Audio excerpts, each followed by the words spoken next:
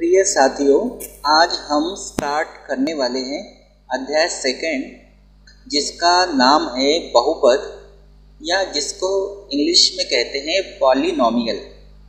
कक्षा 10वीं गणित का ये सेकंड चैप्टर है और आज से हम इसको करेंगे स्टार्ट। तो बहुपद क्या है, सबसे पहले तो हमको इसी को सीखना है। अब बहुपद के लिए मैं यहाँ पर सबसे पहले आपको एक बात बता दूं कि कक्षा 9वीं में आपने एक चर वाले बहुपद और उनकी घातों के बारे में अध्ययन किया है।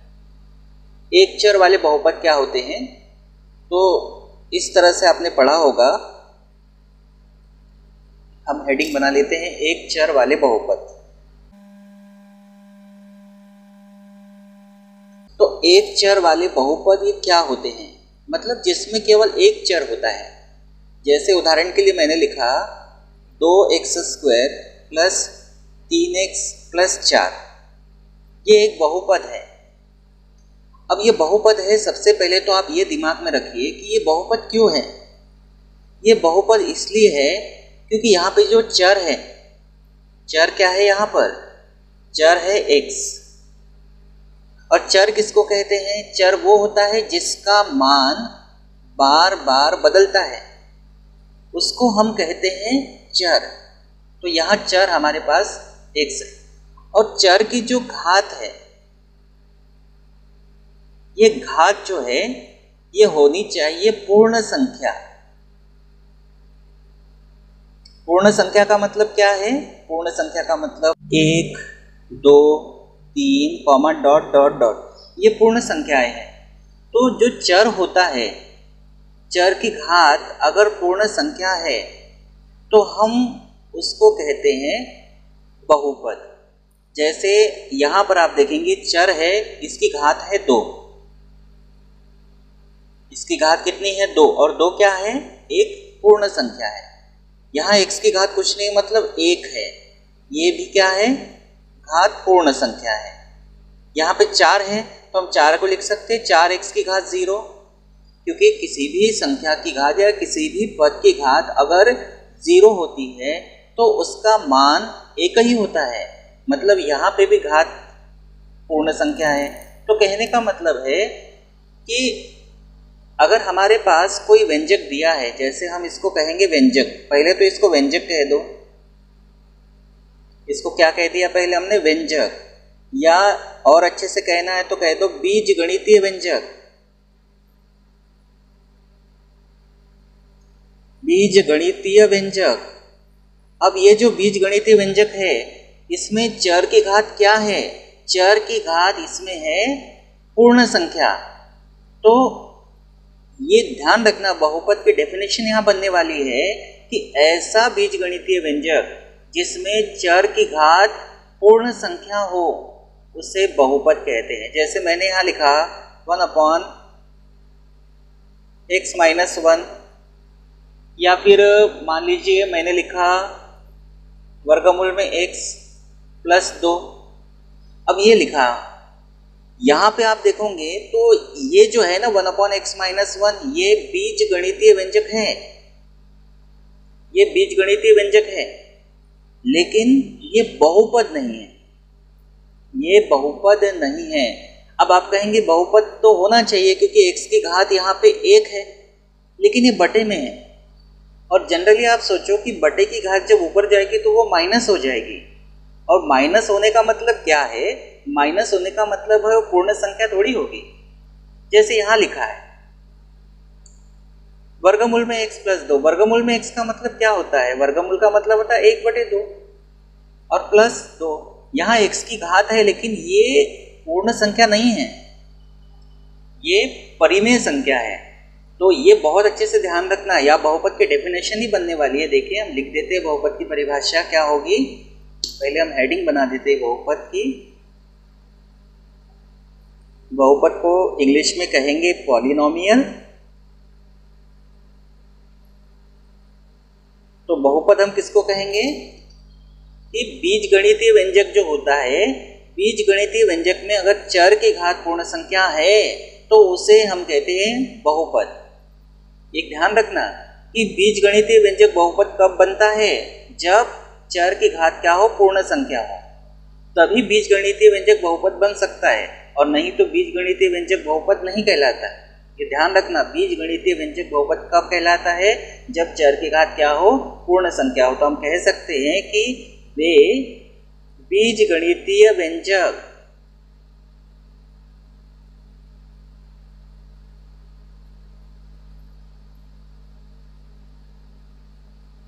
जिनमें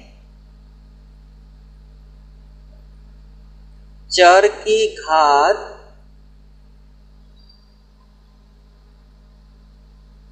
पूर्ण संख्या, पूर्ण संख्या का मतलब क्या है, 0 1 2 3 dot dot dot dot dot dot का मतलब एंड सो ऑन, पूर्ण संख्या हो, उसे बहुपद कहते हैं।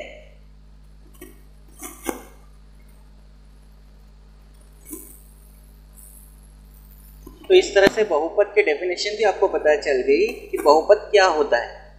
अब यहाँ देखिए, यहाँ हमारे पास 3 पद है।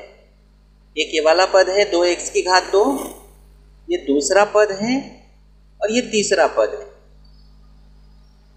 तो ये जो पद है ये कैसे बना है, तो पद जो होता है, अगर आप बहुत ध्यान से देखेंगे, अगर हम यहाँ इसमें से एक पद को उठा लेते हैं, जैसे 2x की घात 2 को हमने उठा लिया, तो ये हमारा एक पद हो गया।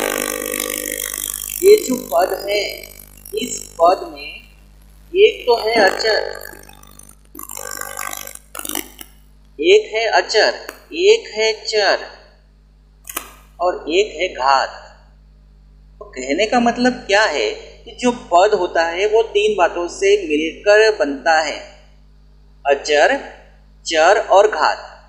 अचर, चर और घात से मिलकर पद बनता है। दूसरा पद यहाँ है, यहाँ अचर क्या है, यहाँ अचर है 3, चर क्या है, चर है x, और घात है 1। घात मतलब पावर। यहाँ 4 लिखा है, यहाँ आप कंफ्यूज मत होना, यहाँ 4 लिखा है, तो हम 4 को ऐसा लिख सकते हैं 4x की घात 0, जैसा कि मैंने यहाँ आपको बताया था ये। तो यहाँ पे 4 क्या है, ये 4 है अचर, x क्या है, चर, और ये इसकी घात कितनी है, 0।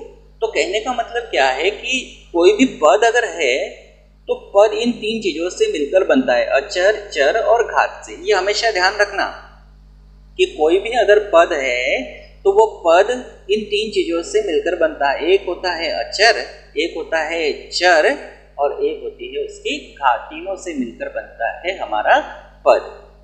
तो यहाँ आपने बीजगणितीय व्यंजक को देखा, और बीजगणितीय व्यंजक में आपने ये देखा कि वो बहुपद कब होता है। और एक चर वाले बहुपद से मतलब क्या था कि एक चर का मतलब हमारा जो बहुपद है, अब इसको बहुपद कह सकते हैं, इसमें केवल एक चर है और वो चर है x। इसमें केवल एक चर है। तो अब यहां पे हम ये समझ सकते हैं कि जो बहुपद है वो कैसे बनता है। तो बहुपद बनता है पदों से। जब बहुत सारे पद आपस में जुड़ते हैं या घटाते हैं, प्लस माइनस अगर हम लगाते हैं, प्लस का चिन्ह भी हो सकता है पदों के बीच में और माइनस का चिन्ह भी हो सकता है। तो जब पदों का आगे भी हो सकता है, तो जब पदों के बीच में या तो प्लस का चिन्ह हो या माइनस का चिन्ह हो, और सबसे बड़ी बात क्या है कि जो चर होगा उसमें चर की घात क्या होनी चाहिए, तो पूर्ण संख्या होनी चाहिए। तो हम तब कहेंगे कि वो क्या है, बहुपद। तो इस तरह से आपने ये समझ लिया कि बहुपद क्या होता है। साथ में चर के बारे में भी आप ध्यान रखना कि चर क्या होता है, जिसका मान बार बार बदलता है उसे चर कहते हैं। उसी प्रकार अचर क्या होता है, जैसे यहाँ अचर है, कितना बताया था यहाँ पे, जैसे यहाँ देखो 2 है, यहाँ 4 है। तो अचर क्या होता है, जैसे यहाँ 3 है, अचर हम उसको कहेंगे कि जिसका मान कभी नहीं बदलता। जिसका मान कभी नहीं बदलता हम उसको कहेंगे अचर। उसको हम क्या कहेंगे, अचर कहेंगे, और जिसका मान बार बार बदलता है उसको चर कहेंगे। और घात भी आपने समझ लिया क्या होता है। तो इस तरह से ये बहुपद के डेफिनेशन आप ध्यान रखिए कि बहुपद क्या होता है कि ऐसा बीजगणितीय व्यंजक जिसमें चर की घात पूर्ण संख्या जैसे 0, 1, 2, 3 डॉट डॉट हो तो उसे हम बहुपद कहते हैं। अब बात आती है कि बहुपद तो हमने समझ लिया, अब हम देखते हैं कि बहुपद की घात, ये आपने 9वीं में पढ़ा है, थोड़ा सा हम इसको रिवाइज कर देते हैं कि बहुपद की घात क्या होती है। बहुपद की घात, बहुपद की घात को हम कहते हैं डिग्री। इसको हम देखते हैं ये क्या होती है, बहुपद की घात। तो बहुपद की घात के लिए हम कोई बहुपद लेते हैं, जैसे हमने लिया 4x की घात 3/2 प्लस 5x प्लस 6। सबसे पहले चेक करो क्या ये बीजगणितीय व्यंजक है।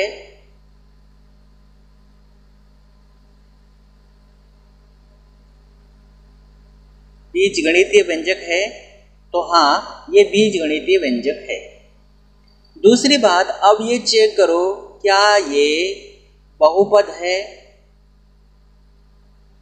बहुपद होने के लिए क्या होना जरूरी है, बहुपद होने के लिए जो हमारे पास चर है, यहाँ चर है x, चर क्या है, x है, चर की घात पूर्ण संख्या होनी चाहिए। यहाँ चर की घात कितनी है, 1 पूर्ण संख्या है।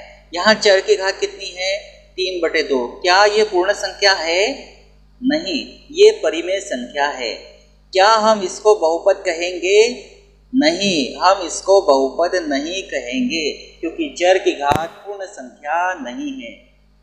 तो कहने का मतलब क्या है, बीजगणितीय व्यंजक तो था लेकिन ये बहुपद नहीं है। और जब बहुपद ही नहीं है तो बहुपद की घात, शॉर्टकट में कहे तो डिग्री, क्या ये होगी, बिल्कुल नहीं होगी। तो इस तरह से आपको समझना है कि बहुपद होगा तो ही उसकी घात होगी, और अगर बहुपद नहीं है तो बहुपद की घात भी नहीं होगी। अब एग्जाम्पल हम ले लेते हैं एक और, 4x की घात 3 प्लस 5x² प्लस x और प्लस 2, ये हमारा बहुपद है। एक बात आपको और ध्यान रखना है, ये बहुपद है, अगर इसके बराबर में 0 लगा देता हूं तो वो बन जाएगा आपका इक्वेशन, समीकरण बन जाएगा। अभी हम समीकरण नहीं देख रहे, बहुपद देख रहे, तो बराबर 0 नहीं होगा। एक काम और कर सकते हैं, बहुपद को आप कहते हैं पॉलिनोमियल, तो p, और x के रूप में बहुपद है तो px, आप ऐसा दर्शा सकते हैं। px बराबर मतलब x के रूप में बहुपद, px का मतलब है x के रूप में बहुपद, तो आप px का उपयोग कर सकते हैं। अगर यहाँ x के साथ साथ y भी होता तो आप उपयोग करते हैं px, y, t भी होता है तो pxy, मतलब जितने चर उसमें होंगे p के साथ कोष्टक में हम उतने चरों को लिखते हैं। अब यहाँ देखिए क्या ये बीजगणितीय व्यंजक है, हाँ ये बीजगणितीय व्यंजक है। अब ये जो बीजगणितीय व्यंजक है इसमें चर की घात क्या पूर्ण संख्या है, यहाँ 3 है, यहाँ 2 है, यहाँ 1 है, या x की घात 0 है, हाँ है, इसका मतलब ये बहुपद है। तो क्या इसकी घात होगी, हाँ बहुपद की घात होगी। तो बहुपद की घात क्या होगी, बहुपद की घात होगी कि जो हमारा बहुपद है उसमें जो चर है x, इसकी उच्चतम घात, उच्चतम घात या इसको कहेंगे हाईएस्ट पावर। तो चर की जो उच्चतम घात होगी उसी को हम कहेंगे बहुपद की घात। यहाँ चर की उच्चतम घात कितनी है, तो यहाँ 3 है, इसका मतलब हमारा जो बहुपद की घात होगी वह यहाँ पर 3 होगी। x की उच्चतम घात 3 है, इसीलिए हम कहेंगे कि बहुपद की जो घात है ये कितनी है, ये है 3। अगर हम एग्जाम्पल और ले, जैसे यहाँ हमने लिखा 2x² प्लस 4x प्लस 3, क्या ये बहुपद है, है। हम इसको px से भी दर्शा सकते हैं, मतलब x के रूप में बहुपद है। यहाँ बहुपद की घात कितनी होगी, तो यहाँ बहुपद की घात होगी, बहुपद की घात ये होगी 2, क्योंकि चर की उच्चतम घात 2 है तो बहुपद की घात 2 होगी। अगर हम एक बहुपद और लेते हैं px बराबर 2x + 3, यहाँ बहुपद की घात कितनी होगी, तो यहाँ बहुपद की घात होगी 1। तो इस तरह से ध्यान रखना है कि जो बहुपद की उच्चतम घात होती है उस उच्चतम घात को ही हम कहते हैं बहुपद की घात। अब बात आ गई है घात की, तो हम यहाँ देख लेते हैं बहुपद के प्रकार घात के आधार पर। घात के आधार पर बहुपद के प्रकार।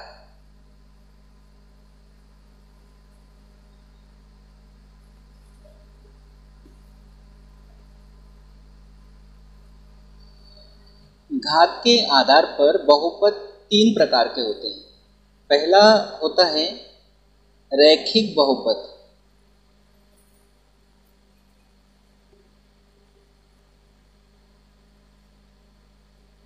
दूसरा होता है द्विघात बहुपद,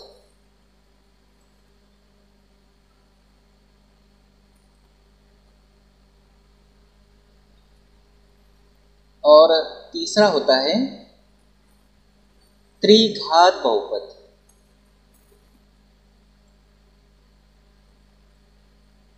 ये मुख्यतः घात के आधार पर बहुपद के 3 प्रकार हैं। हालांकि 4 घात वाला भी बहुपद होता है, 5 घात वाला, 6 घात वाला। मुख्यतः अगर हम बात करें तो 3 प्रकार के होते हैं। एक होता है रैखिक बहुपद, रैखिक को हम कहेंगे लीनियर, पॉलिनोमियल,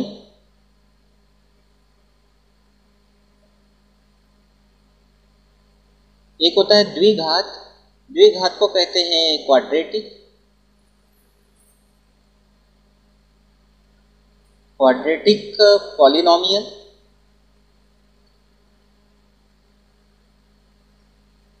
क्वाड्रेटिक का मतलब यहाँ जो क्वाड्रेट शब्द है, क्वाड्रेटिक में क्वाड्रेट शब्द है, और क्वाड्रेट का मतलब होता है वर्ग, और वर्ग का मतलब होता है 2, इसीलिए द्विघात को बोलते हैं क्वाड्रेटिक पॉलिनोमियल। कैसे बना है आप ध्यान रखना कि क्वाड्रेटिक ये शब्द क्वाड्रेट से बना है, और क्वाड्रेट शब्द का मतलब होता है वर्ग, और वर्ग मतलब 2 ही होता है, इसीलिए द्विघात को कहते हैं क्वाड्रेटिक पॉलिनोमियल।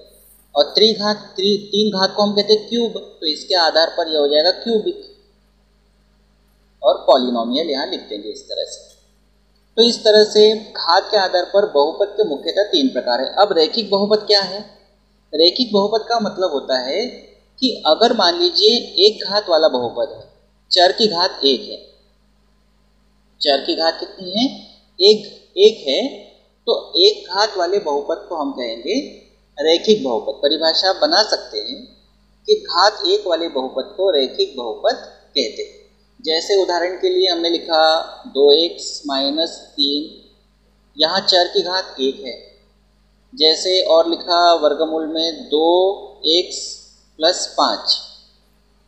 अब यहाँ कंफ्यूज मत होना, नहीं तो आप यहाँ कंफ्यूज हो सकते हैं कि वर्गमूल तो लगा है, लेकिन वर्गमूल चर में थोड़ी लगा है, वर्गमूल लगा है संख्या में, और ये एक तरह से हो गई अपरिमेय संख्या या वास्तविक संख्या। तो वर्गमूल चर में नहीं लगा है, वर्गमूल लगा है संख्या में। तो यहाँ कोई दिक्कत नहीं है, बहुपद है, और x की घात कुछ नहीं है, मतलब 1 है, तो ये एक घात वाला बहुपद है। जैसे ये एक घात वाला बहुपद है, घात एक लिखी नहीं जाती, लेकिन समझाने के लिए आपको बता रहा हूँ कि एक घात वाला बहुपद है, ये भी एक घात वाला बहुपद है। जैसे मैंने लिखा, मतलब रैखिक बहुपद है। जैसे ये लिखा y + 6 लिख दिया, यहाँ चर है y, चर क्या है? y है, तो ये y की घात कुछ नहीं, मतलब 1 है।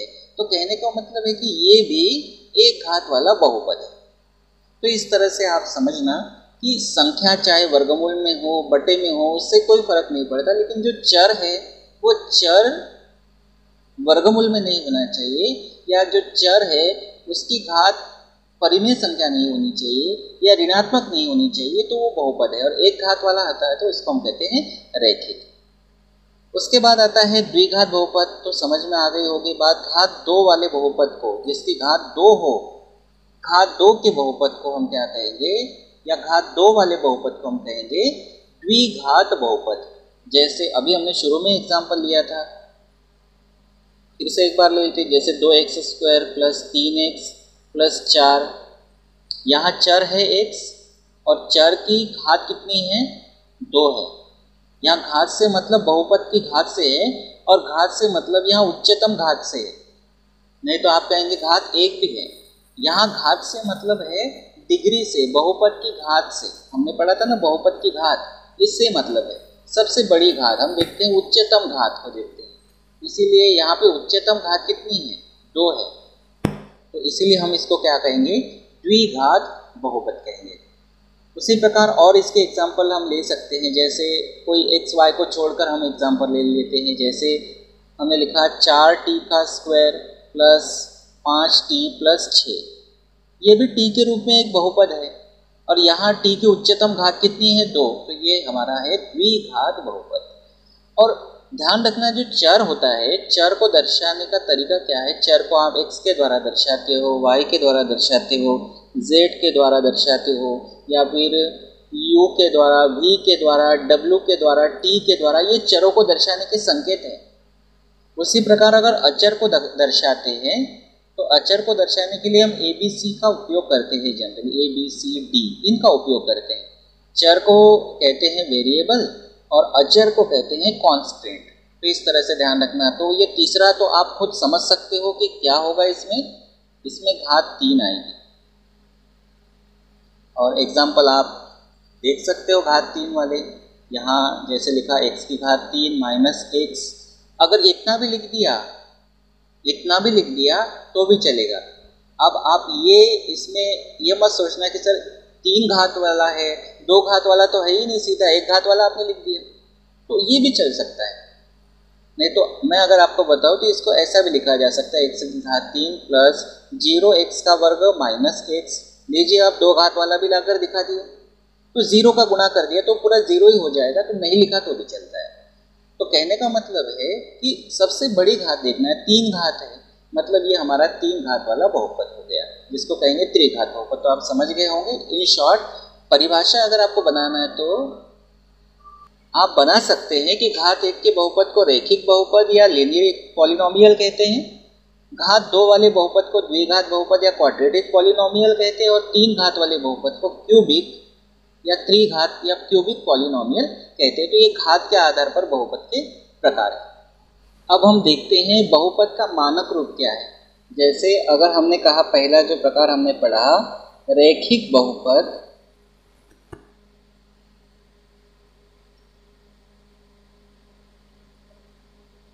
इसका मानक रूप होता है ax प्लस b के रूप का। लेकिन यहाँ पे जो a है उसका मान 0 नहीं होना चाहिए, क्योंकि अगर a का मान 0 हो जाएगा तो ये x भी 0 हो जाएगा, तो वो एक तरह से एक घात वाला नहीं रहेगा, मतलब रैखिक नहीं रह जाएगा। इसीलिए यहाँ a का मान 0 नहीं होना चाहिए। यहाँ a और b क्या है, तो a और b कोई भी संख्या हो सकती है जिसको आप कहो कि वास्तविक संख्या है, मतलब दुनिया में जितनी भी प्रकार की संख्याएं हैं उन सभी संख्याओं में से किसी भी संख्या का उपयोग आप a और b की जगह पे कर सकते हैं। दूसरा है द्विघात बहुपद।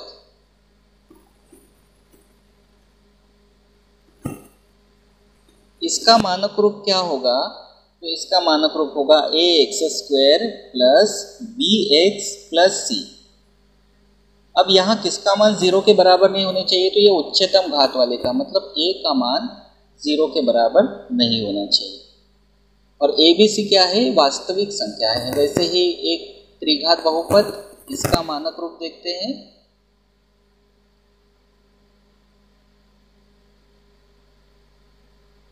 इसका मानक रूप होगा ax की घात 3 plus bx² plus cx plus d a0 is equal to 0।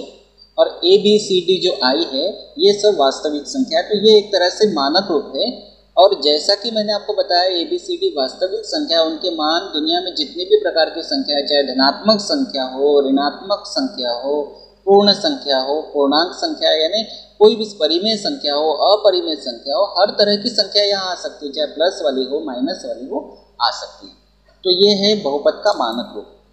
अब हम अगला देखते हैं बहुपद का मान।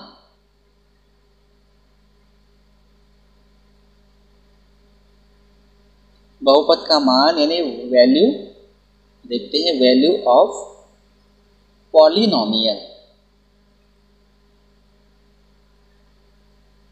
तो बहुपद का मान क्या होता है, इसके लिए हम पहले एक बहुपद ले लेते हैं। मान लीजिए हमने बहुपद लिया px बराबर x² माइनस 3x माइनस 4। ये एक हमने उदाहरण ले लिया, इसकी जगह आप कोई भी उदाहरण आप ले सकते हैं। अगर इस बहुपद में हम x का कोई मान रख दें, x जो चर है इसका कोई मान रख दें, मान लीजिए उदाहरण के लिए हमने 2 रख दिया। जरूरी नहीं कि 2 रखें, आप 1 भी रख सकते हैं, 0 भी रख सकते हैं, ऋण में भी रख सकते हैं। तो यहाँ हमने 2 रख दिया। तो x बराबर 2 रख के देखते हैं। x बराबर 2 रखने का मतलब ये है कि जहाँ जहाँ पर भी x है वहाँ पर हमको 2 रखना है।